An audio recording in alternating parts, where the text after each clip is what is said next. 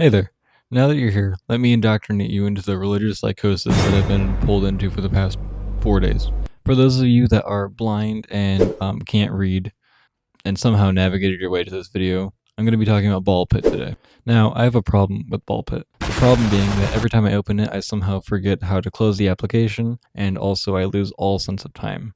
Like, for example, the time that I'm recording this voiceover, it's currently 7 in the morning, and the sunshine is coming through my window, and surely my girlfriend will be mad at me because I told her that I would be back in bed around 1. However, that is a problem for future me, and I will leave that to him. However, my problem right now is that I have a entertaining video that I need to make for my ever-expanding viewer base. So here we are. For those of you that don't know me, my name is Bliss, and I'm here to kind of go into an artistic rave about how much I like this game and some of the pros and cons. I will probably talk about some negatives, but mostly I'm just here to glaze this game and tell you how good it is. So if that's not something you're interested in, I would probably click off now. However, if that is something that you've been interested in and you're still here, subscribing and liking is always appreciated. Also, if you drop a comment down, I'm guaranteed to respond to it, and that always makes my day. Thank you. Anyways, getting into the real meat and potatoes of this game. Obviously, it's a pinball-style roguelike game where you have balls. I mean, that much is pretty apparent. However, I think it actually goes a lot deeper than that, and it's pretty complex once you really get into it, which is always fun. You can actually take your balls and fuse them together, which I know, unheard of, but calm down, gentlemen. You can fuse them together to create different combinations, and eventually these can accumulate into some pretty crazy builds. And it'll get to the point where you almost feel overpowered in some levels, until you then move on to the next level and get immediately curb stomped and robbed by this game.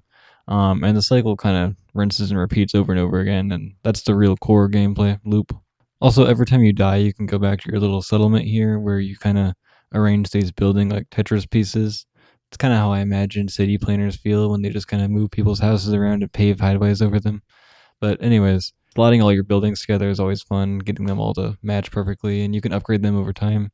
This is also where your characters live, so the more buildings that you make for them, the more characters you eventually unlock through, of course, playing through the game and beating the levels.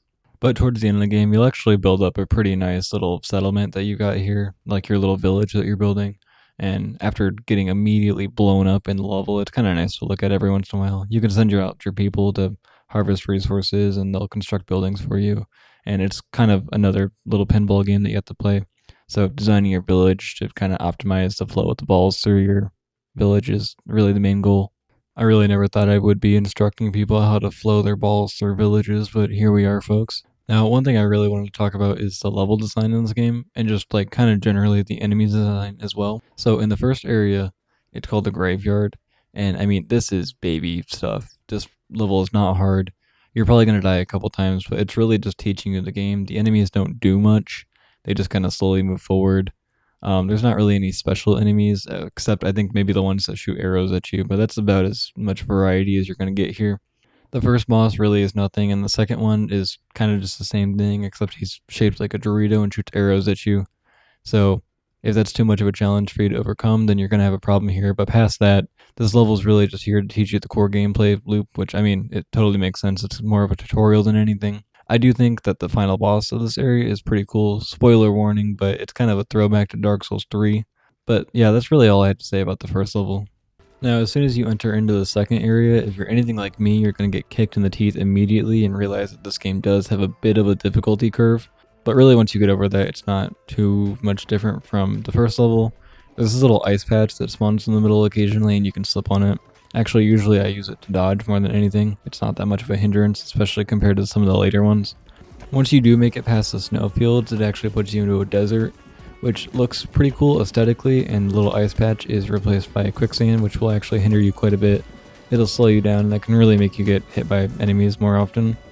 I think it actually started in the snowfields, but here enemies will also stack on top of each other, and you have to damage the one on the bottom and break it before you can, go up the tower for enemies, so that makes it a little bit more difficult than the previous levels. The main thing that I wanted to talk about here, though, is the final boss. I actually beat the desert level in my first try, like both times, in order to progress to the next level. I got all the gears without dying, but that doesn't mean that it's necessarily super easy, or that I didn't like it. It was actually probably one of the coolest designed levels, I think. And like I said, so far it's still my favorite final boss, even though I have not beaten the game yet. Now, right after the desert, you go to the fungal forest, which was the first real wall for me in this game. It's the first time that I died like multiple times in a row upon entering the level. It's also the first time that I just kind of died immediately sometimes if my build didn't work out on the first couple level ups that I got. So, at least for me, I think this was the first real difficulty curve that I needed to learn the game a little bit better before I beat. But once I got past it, it really wasn't too bad. And also, the next two areas after this were not really any challenge at all to me. They were cool designed. I like the dragon and the hell level, but they weren't incredibly difficult, at least for me. I just kind of steamrolled straight through them. So earlier in the video, I kind of used the analogy that sometimes entering a level in this game feels like you get drop kicked in the teeth immediately, and the Heavenly Gates definitely feel like that. I mean, I feel like I'm Donald Trump approaching the Heavenly Gates and just immediately getting blown up and killed every single time. I've actually not yet beaten this level. I really tried a lot this morning, like I said, before I started recording this, because I really wanted to beat the game before I made my video on it. But I've been trying a new upload schedule of trying to upload a video every 4 days, and that was just not going to happen. I'm making it now. If you want to see me play more of this game, if this video gets, I'll say, 1,500 views on it and 30 likes, I will definitely make a follow-up video because I do love this game. But I probably at least 20 attempts into trying to beat the Heavenly Gates this morning, and it was not happening. I got relatively close. I almost encountered the final boss of the area, but I never even actually saw him, so I probably would have died immediately once he showed up. I will, however, for anybody getting into this game and struggling a little bit, I'll drop some elite ball knowledge on you. If you've made it far enough into the game to unlock that vampiric sword, just take that literally any time that you play the game, and you'll win pretty much instantly. I know that it looks a little scary considering that it takes health from you every time that you shoot a ball, but it heals you by so much, especially once you get it to level 3, that you kind of just become immortal. There were a lot of fights that I won, but just by standing still and just letting the game play itself, really. So it's not the most interesting way to play the game, but if you just want to flat out win, it'll definitely happen. Except if you take the twins, because the twins shoot so many balls that your health will just drain. And the vampiric sword won't actually kill you, it'll just put you at 1 health. So if anything hits you the entire time, you'll just die, which completely gets rid of the whole point of the relic to begin with. But for 90% of the characters in the game, if you pick up the vampiric sword and you know how to play the game at least a little bit, you're going to win.